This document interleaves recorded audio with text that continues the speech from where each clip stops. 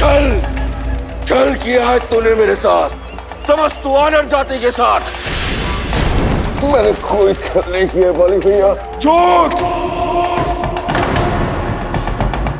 भाई नहीं, विश्वासघाती है तू। जानबूझकर मुझे उस गुफा में लेके गए, मेरा साथ देने का ढोंग किया तूने, जबकि तुझे पता था कि वो राक्षस वहां पे मेरी प्रतीक्षा कर रहा है। नहीं भैया, मुझे उस राक्षस के षड्यंत्र के बारे में कोई भनक नहीं थी। फिर से झूठ! बार बार तेरे झूठ बोलने से तेरी कुटिलता छिप नहीं जाएगी कायर। गुफा पर शीला लगाया, यदि मैं उस राक्षस से जीत भी जाऊं तो मैं बाहर ना आ सकूं। बस महाराज बाली, बहुत हुआ आरोप प्रत्यारोप।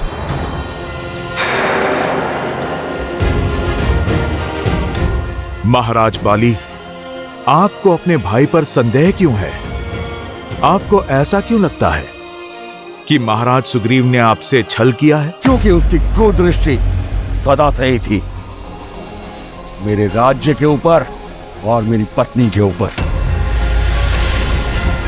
आप अपने दृष्टिकोण का दोष किसी की दृष्टि को मत दीजिए वानर राज। महाराज सुग्रीव के पास आपका विश्वास तोड़ने का कोई कारण नहीं है। ईर्ष्या से बड़ा ना कोई कारण होता है और ना ही कारक। इसकी इच्छा मेरा जीवन जीने की थी। महाराज आप क्षमा करें, सारी वानर जाति जानती है महाराज सुग्रीव से अधिक विश्वसनीय ना कोई भाई है और ना ही कोई मित्र। तुम्हारे इस विश्वसनीय मित्र ने मेरे विश्वास की हत्या की है। मेरी पत्नी, मेरा पुत्र, मेरा राज्य सब चुरा लिया है उसने। ये सत्य नहीं है। बोल रहा हूं दुष्टा। सुग्रीव ने जो कुछ भी किया उसका मोल तुम हो। तुम मेरे मृत्यु की प्रतीक्षा में थी ना, कि तुम दोनों एक हो सको, वाह कर सको। प्रेम तो कभी तुमने मुझसे किए ही नहीं। नहीं वानर श्रेष्ठ,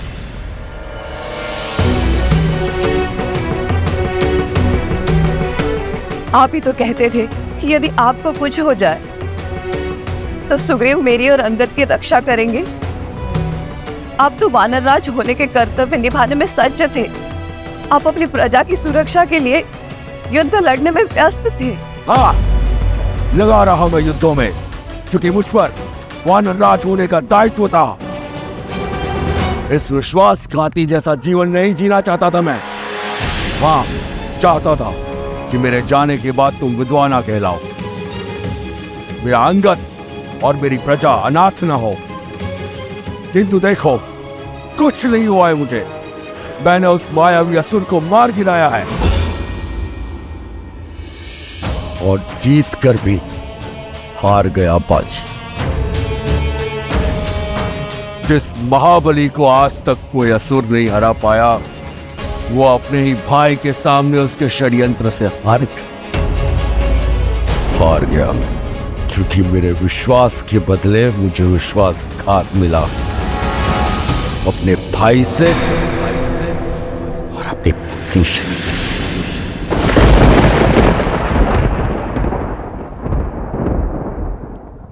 महाराज बाली, आपको क्रोध शोभा नहीं देता। आपके बल के आगे सारा संसार नतमस्तक है। आप तो महान योद्धा हैं। अपने बल को सत्यापित करने के लिए मुझे तुम्हारे समर्थन की आवश्यकता नहीं हनुमान। यदि यहाँ किसी को मेरी शक्ति पर संदेह है तो आ जाए युद्ध भूमि में। महाराज बाली, मार्ग तो संवाद से भी खोजा जा सकता है। तुच्छ वानर, ये मेरे परिवार का निजी प्रकरण है, तुम बीच में मत बोलो।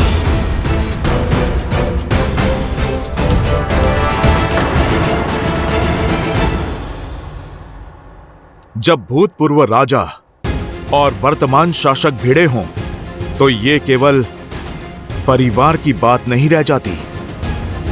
महाराज बाली, ये किष्किंधा के भविष्य का प्रश्न है। और किष्किंधा का भविष्य तुम्हारे सामने खड़ा है। मैं बाली साक्षात किष्किंधा हूं। ये सब मैंने बनाया है। महाराज बाली, माना कि आप एक महान राजा हैं, एक पिता तुल्य भाई हैं। माना कि किष्किंधा का आज आपके बीते हुए कल की देन है, किंतु वो बाली अब नहीं रहे। वानर जाति के कर्ता धर्ता अब नहीं रहे, क्योंकि बाली एक सोच थी जो वानर जाति के भविष्य के लिए प्रयास करती थी।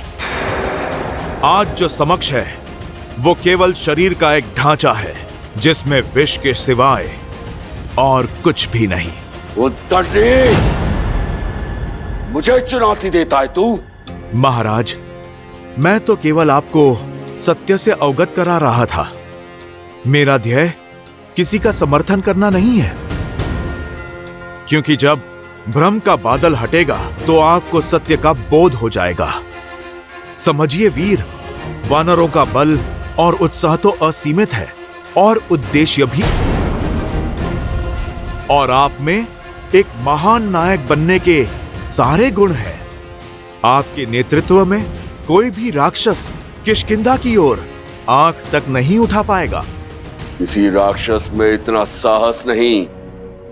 मैं यहाँ का स्वामी हूं जो विद्रोह में उठी हर ध्वनि को शांत कर दूंगा।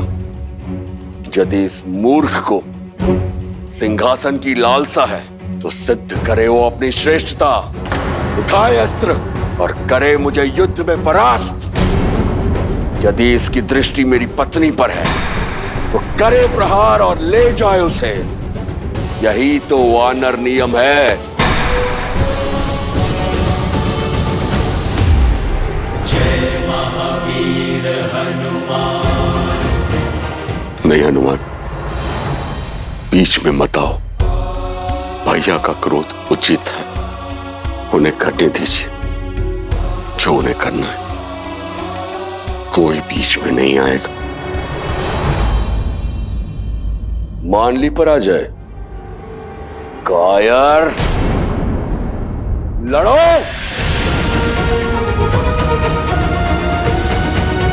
नहीं, अपने पिता तुल्य भैया से लड़ने का साहस नहीं है मुझ में, किंतु अपनी भाभी से विवाह करने का साहस है। मैंने अपना पूरा जीवन तुम्हें युद्ध कौशल सिखाने में निकाल दिया और तुम अस्त्र उठाने से भयभीत हो, पर ना मैं भयभीत हूं, ना मैंने हार मानी है।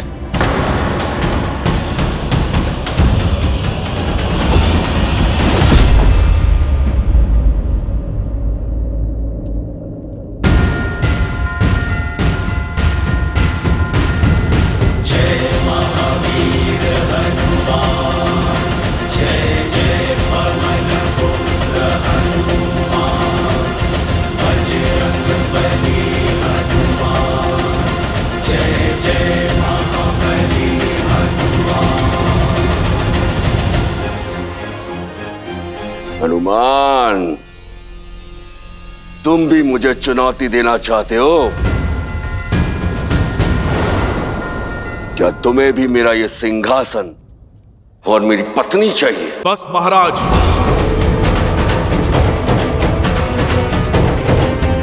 आप अपनी सीमा मत लांघिए। ब्रह्मचारी हूं मैं। मुझे ना आपकी पत्नी की चाह है और ना इस सिंहासन की। मेरा उद्देश्य बहुत बड़ा है। यहां मैं केवल कर्तव्य पालन के लिए हूं, सुग्रीव के लिए,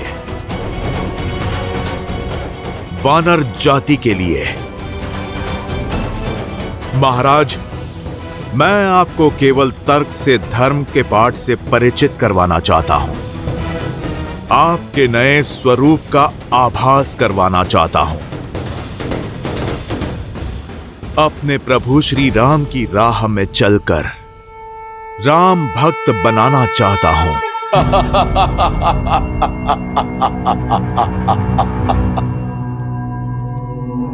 कौन राम? मैं किसी राम को नहीं जानता,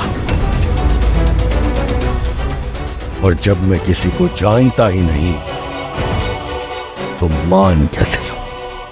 मुझे केवल इस विश्वासघाती से प्रतिशोध लेना है।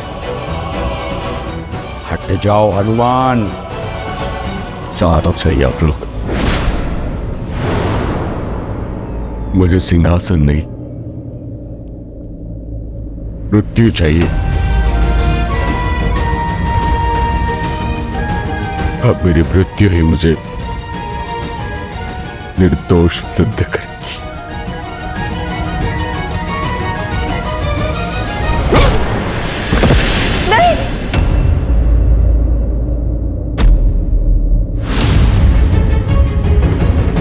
चाचा चाचा चाचा श्री उठिए, चाचा श्री उठिए ना।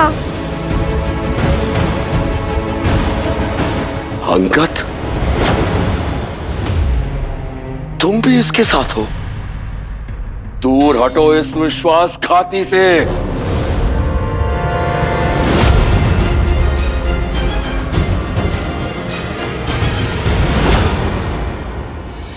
पिताश्री, चाचा श्री को मत मारिए।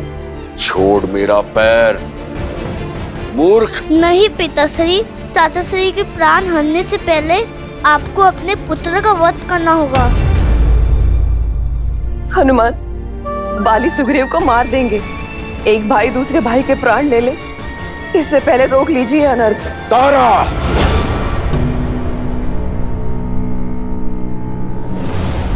बाली, मैं अवसर दे रहा हूं ताकि तुम्हें सोचने का अवसर मिल सके।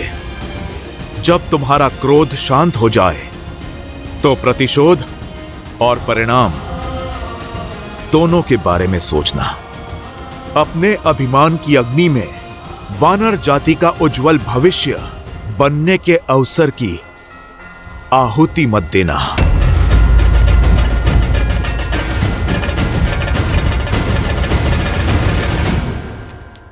महाराज सुग्रीव, उठिए उठिए।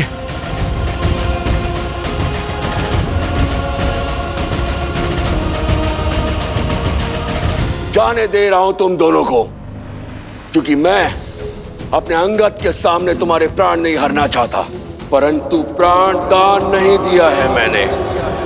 चाहे जहां भी छुप जाओ, तुम्हारा राम भी बाली के प्रकोप से नहीं बचा पाएगा तुम्हें।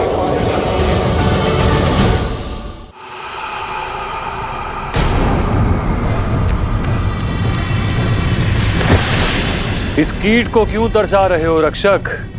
राक्षस वीर खर की जय हो, सेनापति दूषण की जय हो।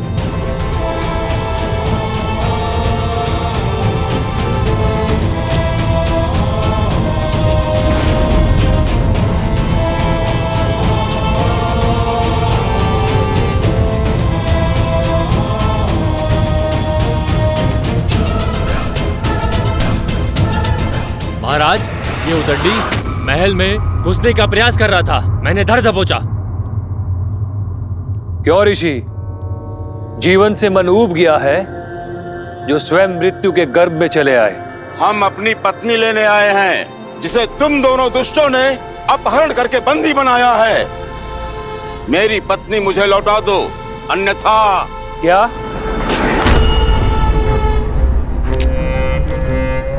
फिर से कहना। आनंद आ गया, पहली बार किसी से चेतावनी मिली है, कानों में अमृत सा घुल गया। ए ऋषि, एक बार फिर से चेतावनी देना। वैसे तुम किस स्त्री की बात कर रहे हो? दूषण, तुम्हें कुछ पता है? कैसे पता होगा खर? हमने तो अनगिनत स्त्रियों का अपहरण किया है, इतनी स्त्रियों को भोगा है कि अब तो गिनती भी स्मरण नहीं। एक क्षण, पिछले सप्ताह एक ऋषि पत्नी को लाया गया था, अद्वितीय सुंदरी। कदाचित ये ऋषि उसी का पति है।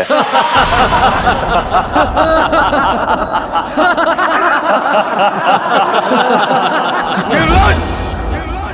पापी! श्राप है मेरा। जिस गति से तुम अपना पाप का घड़ा भर रहे हो, उसी गति से तुम्हारी मृत्यु तुम्हारे पास आ रही है। तुम दोनों का अंत निकट है। श्राप श्राप वो देते हैं जिनमें संघर्ष करने की शक्ति नहीं होती, मूर्ख। दंडक अरण्य के कर्ता धर्ता है हम।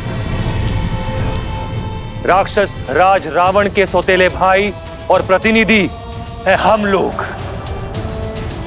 इस वन के स्वामी है हम लोग। दंडक के भगवान हैं हम। अब बताओ, भगवान को मारने का साहस किसमें है? तुम में नहीं ना? तुम जानते हो कि भगवान क्या कर सकता है? जानते हो?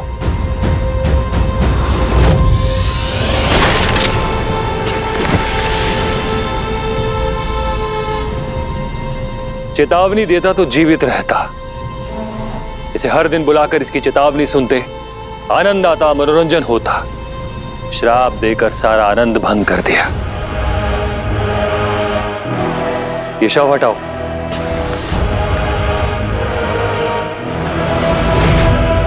भैया,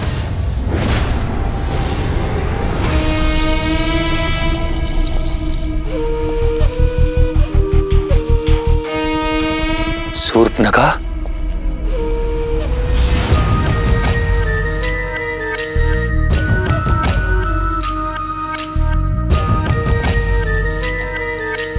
आज लंका छोड़ के दंडकारण्य में कैसे आना हुआ? रावण भैया की आज्ञा का पालन करने।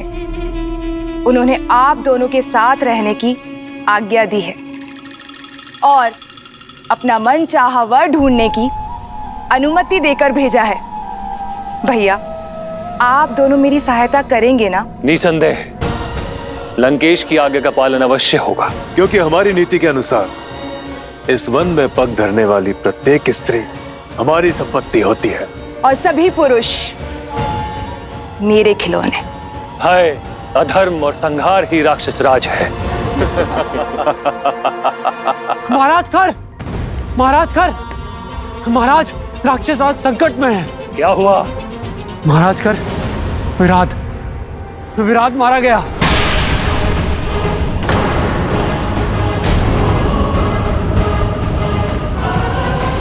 विराट, महाकाय महाबली, जिसे किसी भी शस्त्र से मारा नहीं जा सकता, वो कैसे मारा गया? किसने किया यह दुस्साहस? देवता, नाग, गंधर्व या त्रिदेव? बोलो, किसने मारा विराट को? एक साधारण वनवासी मानव और उसके भाई ने। महाराज, असंभव। किसी भी मानव में इतना बल नहीं कि वो विराट का अंत कर सके। असंभव को संभव होते हुए देखा है मैंने, इसलिए दौड़कर आपको सूचना देने चला आया। स्वयं उनके युद्ध कौशल का साक्षी हूं। महाराज, वनवासियों के भेष में वो कोई क्षत्रिय है।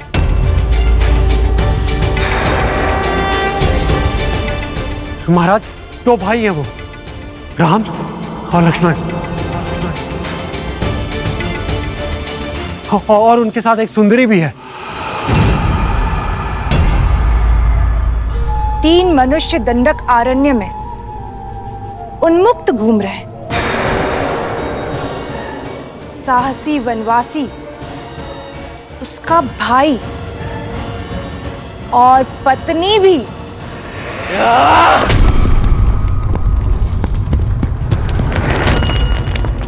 चीर दूंगा उन्हें।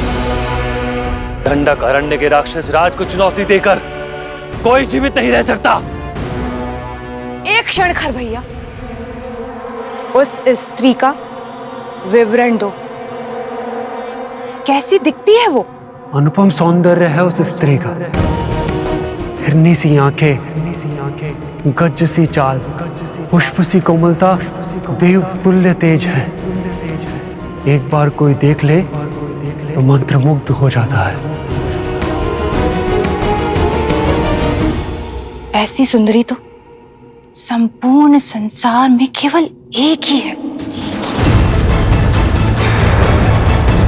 मिथिला की राजकुमारी सीता। सीता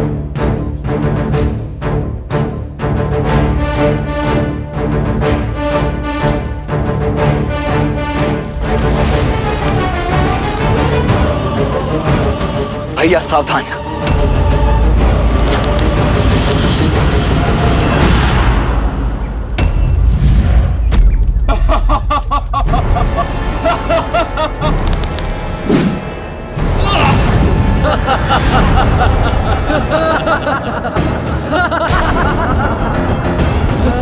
लक्ष्मण, यज्ञ भंग नहीं होना चाहिए।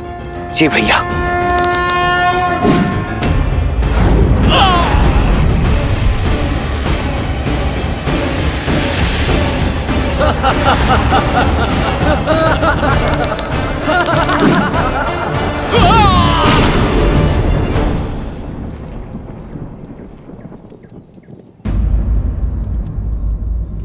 लक्ष्मण, तुम सावधान रहना, मैं अभी आया।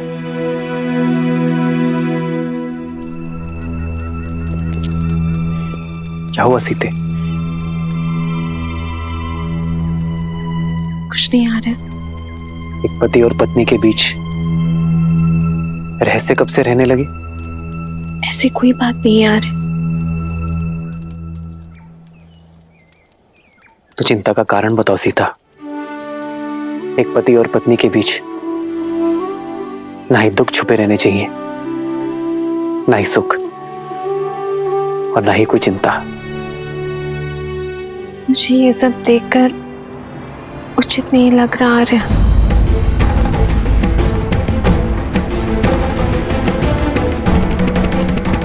इस तरह के और भी एपिसोड देखने के लिए हमारे चैनल को सब्सक्राइब करें और बेल आइकन दबाना ना